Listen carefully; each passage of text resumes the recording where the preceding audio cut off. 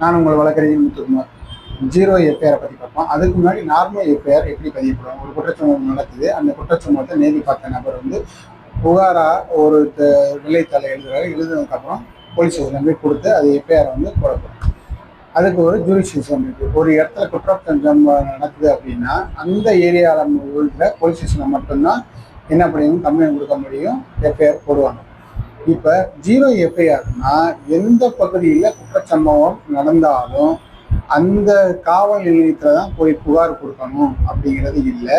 வேற ஒரு காவல் நிலையத்திலையும் போய் நீங்கள் புகார் கொடுக்கலாம்.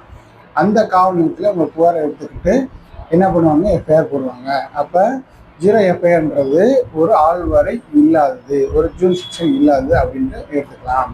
ஆனால் எங்கள் குற்றச்சம்பவம் நடந்தாலும் நீங்கள் புகார் கொடுத்த உடனே எஃப்ஐஆர் போடுவாங்களா அப்படின்றது இன்னமும் கேள்விக்குரியதாக இருக்குது. நன்றி.